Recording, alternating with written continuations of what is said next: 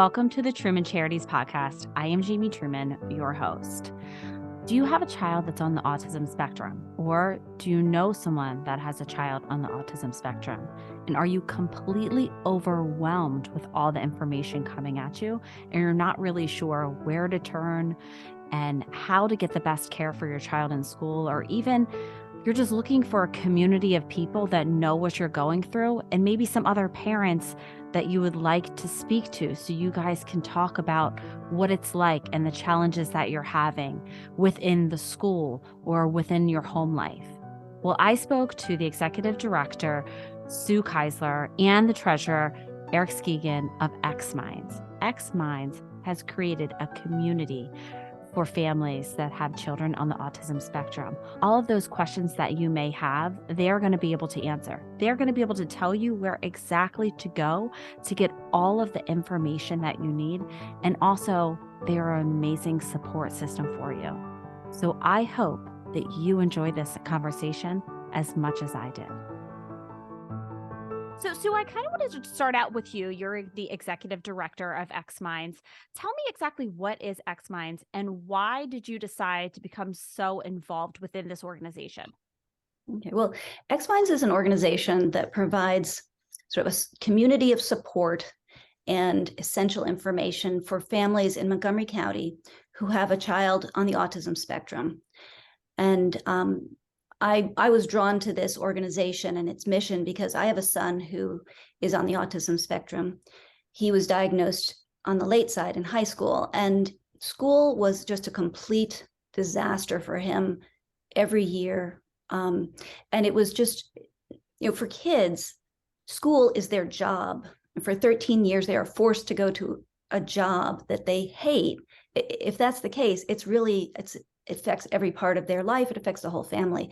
So focusing on education for families that have an autistic child was really important to me, because I felt like if we had, my son is older, so Xminds wasn't around for him, but if it had been, it would have been just great for us. So I sort of feel like what we suffered through, I really just don't want other families to suffer through the same thing.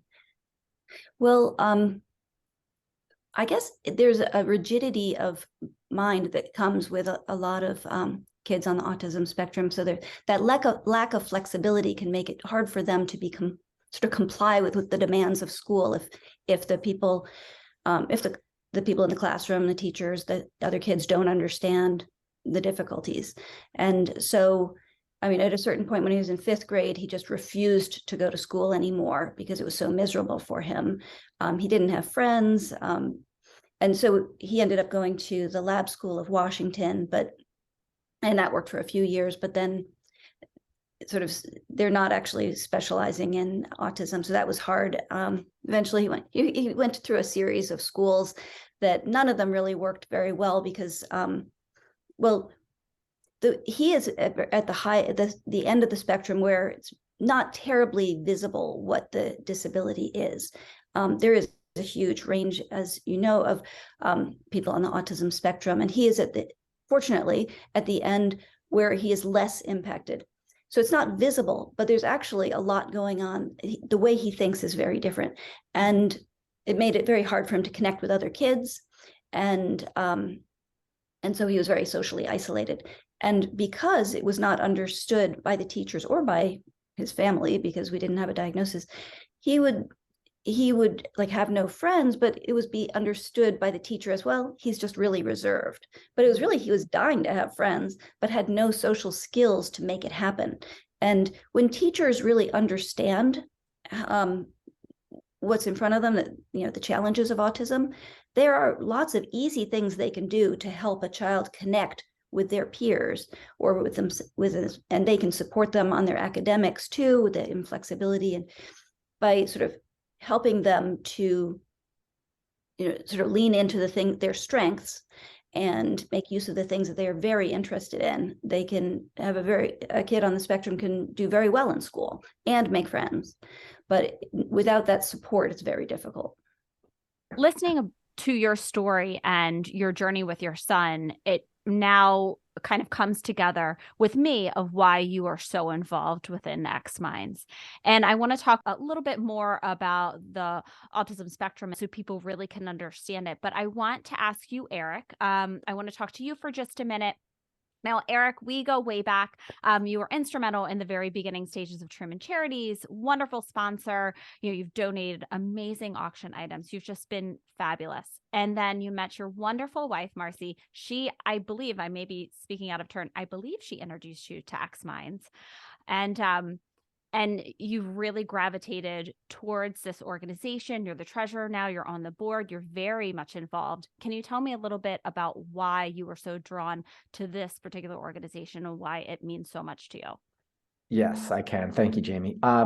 My story isn't that dissimilar to Sue's, where I had a child on the spectrum who, while on the higher functioning end, still had struggles, both on the educational front, as Sue mentioned, but also on the social side. Mm-hmm. And quite frankly, when looking for resources within the county, the school system that we went to and pay big taxes for and expect a lot of help from, it was really hard to find. Mm-hmm. And Marcy, my wife, first got involved with Xminds, and I learned about them through her involvement. But seeing all the resources that they put out there and the goals of being able to reach the families of these kids that need this additional help really is what drew me. It was the purpose of the organization that drew me in, because I know how much we struggled with it. Mm-hmm. And how much that assistance could have helped us. And luckily for Marcy and myself, we had resources, financial resources, to be able to get additional help to help Jack learn social skills, and help improve his performance in the class. Mm-hmm. But one of the things Xminds does that's dear to me is they actually reach out and they impact communities that don't maybe have the financial resources to be able to do this, and offer a lot of stuff for free to them. Mm-hmm. And so when was Jack diagnosed? Jack was diagnosed in early in high school. Okay, kind so of. He was a late diagnosis as well. He was diagnosed, with severe ADHD and some executive functioning issues earlier, and that sort of mucked up all the other diagnosis to sort of figure out. And again, because autism is such a wide spectrum, some of the ideas of what I had autism was in my head that weren't necessarily true, prevented us from seeing it earlier. And that kind of goes into the next question that I had. It's kind of a two-part. I wanted for you guys to explain exactly what is the autism spectrum, because it is so a wide range. And then also you have a very collaborative approach that you have at Xminds. So can we talk a little bit about both of those?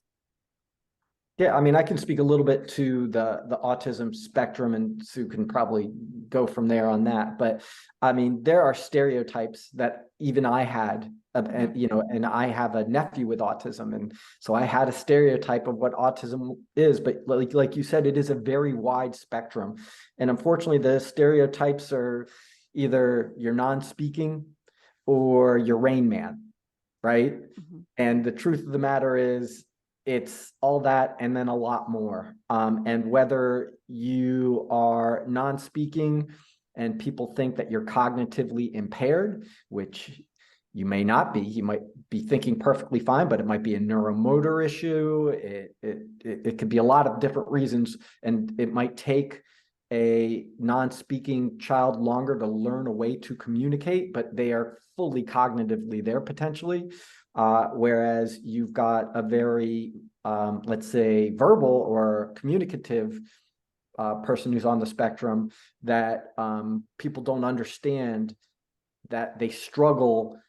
They don't think typically as other kids. So there are lots of areas that they will struggle in an academic and social environment that impacts their entire lives. Mm-hmm. I've known Jack since when he was a child. And honestly, I just thought he was a reserved kid. Mm-hmm. As what Sue said about what people thought about, her son as well. Mm-hmm. So Yeah, do you want to talk a little bit about your collaborative approach? Sure. The full name of we call it Xminds, but it's really the Partnership for Extraordinary Minds is the full name, but it's such a mouthful. We go with a shorter name.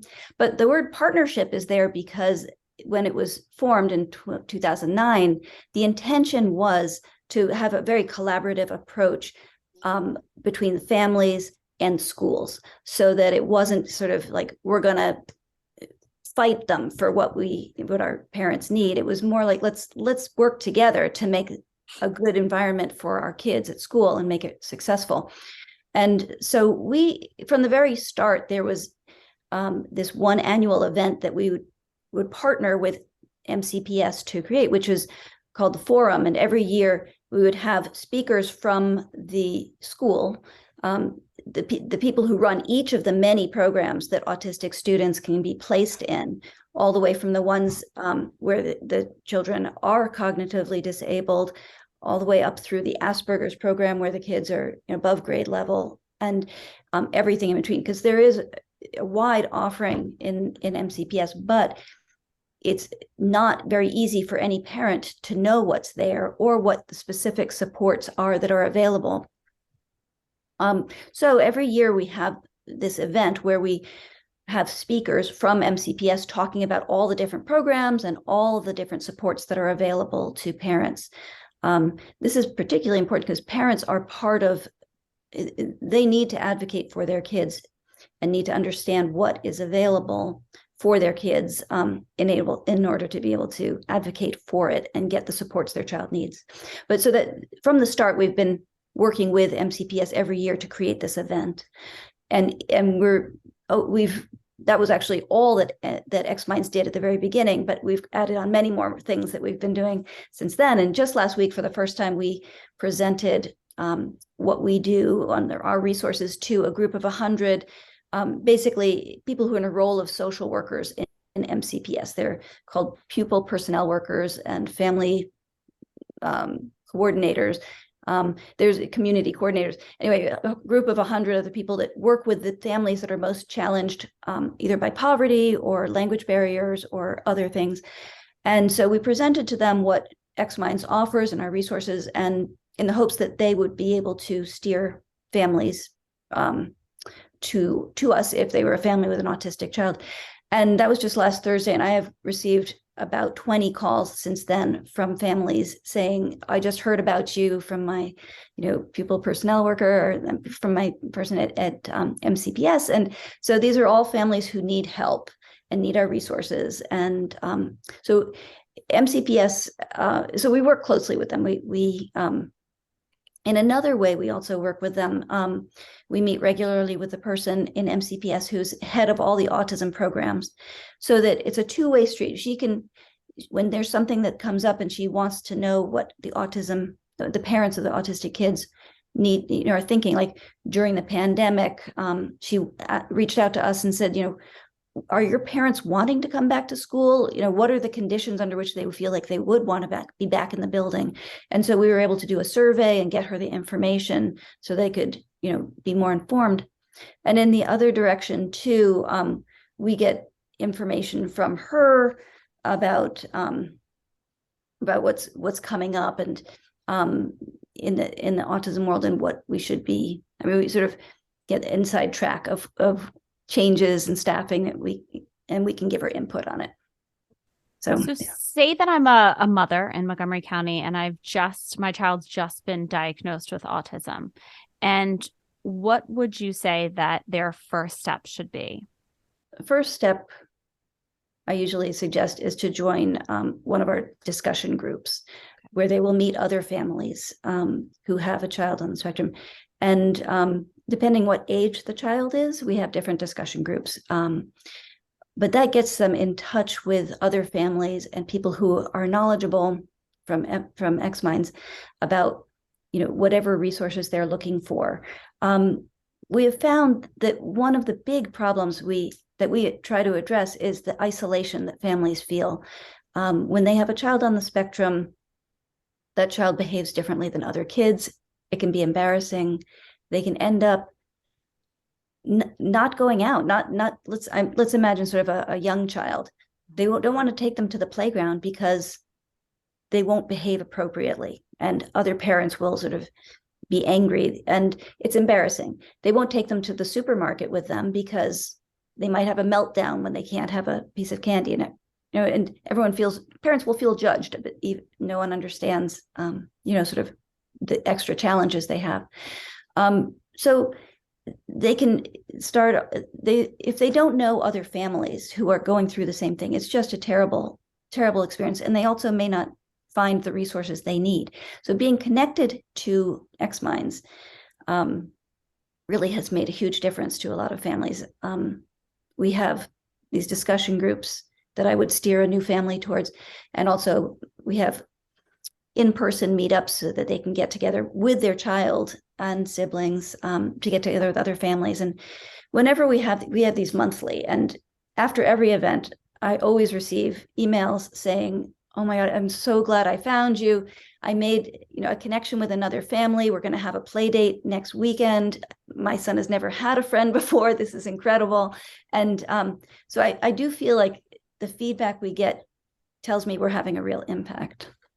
Yes, it sounds like that you guys have created this wonderful community for parents in Montgomery County with children on the spectrum. So can you tell me, within this community of, I know this is going to be kind of a difficult question for you, but can you tell me maybe a family or two that sticks out in your mind that's been positively impacted by Xminds? In addition to these discussion groups and the meetups, we also provide individual consults for people who have difficulties figuring out how to advocate for their child in school, and if their child is not getting what they need. We get a lot of requests for that, and there have been families who have really sad stories of their child basically is being taken out of school every day. Like the child's in a situation where they are in, say, kindergarten, and they're acting up because it's just not a good environment for them. They're in general education, nothing specialized, or the teacher does not understand how to support them. So they're acting out, they're having meltdowns, difficulties. And so they call up the parent every other day and say, "Come take your child home. He's having difficulties." And so this mother, a single mother I'm thinking of, who needs her job, and she's getting called up to leave her job and pick up her child every day. And so she called us kind of desperate for help. Like, she was unsure she was going to be able to keep her job because she had to keep picking up her son. So we were able to give her assistance on her IEP. Go in, demand an IEP meeting. We haven't talked about IEPs, but basically explain what an IEP is. Okay, so I'll go back to, so an IEP is an individualized educational plan. It is the document that is created by a team, the IEP team, which consists of members of like teacher, the principal, the social worker, various people at school, plus the parents. They come up with in this document, it contains all of the accommodations and services and placement, everything that individualizes school for that child so that they can be successful and learn. And but parents aren't necessarily very good at advocating for what their child needs, and the schools will tend to not give them as much as they could benefit from because schools are under funded. And so it takes more people, more resources to give kids all the resources they could benefit from. So one big thing we do is we help parents to understand what their rights are, what services and accommodations are actually available that they could ask for. And we sort of empower them to go into these IEP meetings and say, "This is what my child needs. And he's acting up because he's not getting this." And they if they go in with sort of understanding what they can get, the squeaky wheel really gets the grease, and they get IEPs that actually give their child the support that they need and are actually legally entitled to. So in the case of the woman that I was talking about, we were able to give her advice about calling an IEP meeting, getting in there, getting the supports her child needed so that he could be successful and stay in school and she could keep her job. So sometimes it's not that hard to figure out what the child needs, but if they're not getting it, it can look like a complete disaster because, Right. without those crucial supports, the child can really go off the rails. And without you guys, I would imagine that a parent is a bit overwhelmed. And so it could be difficult for a parent to gather everything that they need. And so you guys are a wonderful organization. All the resources you could possibly need to make sure that your child is productive in school and really thriving. So I want to talk a little bit about, how do you see Xminds in the future? We address the issues of kids from preschool through 12th grade. Mm-hmm. And in fact, for many years, until just a year ago, we addressed kindergarten through 12th grade. So just in the last year, we expanded down to the younger kids to preschool age, which has been a great, great change. I mean, just so many families have benefited from that. It turned out there was just a huge need for that. And so that was great. And we're really glad we did it.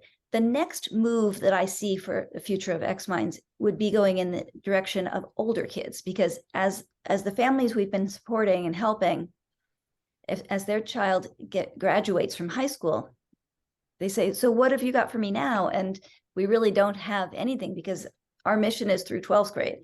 So what I foresee for us in the future is that we could be expanding to transition years for the kids after they graduate from high school, going into college, or trying to start work. There's a lot of need for support for families launching their kids at that point. And so how are your donations allocated within your organization? So the donations that come into our organization basically make it into like three main buckets. The first one being educator grants. So it's like, budget, as was mentioned, funding is short, right? So to be able to give additional funding to teachers that work with the autistic community, so that they can buy supplies or take additional trainings, that's a big focus for what we do. And Sue can talk about how we offer a bunch of them a year. Another thing is it does help fund our website, which is a huge source of information for parents like myself, that when you go to Montgomery County and you realize that your son is autistic and they don't have much for you there, but they direct you back to Xminds, to be able to find all that information on our website. It's a lot of great stuff for parents and families. And a really big one that we do that Sue had mentioned is some of these speaker and social events that we do, whether it's putting together an IEP helping type of meeting for parents, or whether it's one of the parent meetups that we do on a monthly basis, bringing resources together for people to use together. And the biggest part about it is that everything that we're doing is free. So there are no, we're funding all of these things. We're not asking for any money. We're not asking for, anything from the parents. We just want them to be able to utilize what we have. Just wanted to add that also, we've made a big push to try to reach the Hispanic families in the last year. So we are having all of our speaker events where we have someone speaking about usually some aspect of navigating special education. We have it all translated by a simultaneous interpreter, and we're translating all of our resources on our website as well. We're trying to do some of these events in disadvantaged neighborhoods as well, to make it so that those parents have access to what we're doing, so that transportation isn't an issue. It's, Yes. Great stuff. Speaking to a lot of teachers that are working with children on the spectrum in lower income areas, they tell me when I speak to them that it is very difficult for these parents to get the resources that they need. So that's wonderful that you guys are really spreading the word wherever you can and making it available for all parents, wherever, they may live or whatever situation that they may be in. And before I let you both go, is there anything that we haven't covered that you would like someone to know? Well, I would like them to spread the word. I mean, basically, we have all these wonderful resources, and a lot of people use them, but I'm sure there are more people out there that don't know about our organization and could really benefit from our resources. So spreading the word would be great. We have this website full of incredible resources that would be helpful to any family that has a student age autistic child. And it's not strictly education issues. It can be, we have resources for finding how to find friends and how to find social supports and social groups and all sorts of things. So Xminds.org is really a great resource that we would love everybody to know about. Great. Is there any other social media handles that you guys have that you would like people to know about? We do have a Facebook page and Twitter. We're on Twitter, and also we're just starting our Instagram presence as well. And YouTube, we have a YouTube channel. So the way to find them is our full name, which is Partnership for Extraordinary Minds. Perfect. Eric, is there anything else that you would like to add that you think people should know? Just that, the autistic community is growing. Diagnosis is happening more and more. This is impacting more and more families. And so like Sue did, just come and visit the website and gather information and spread the word.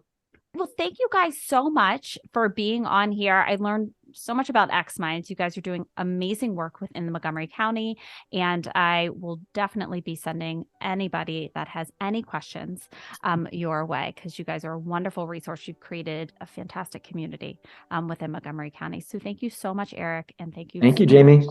Thanks for the opportunity.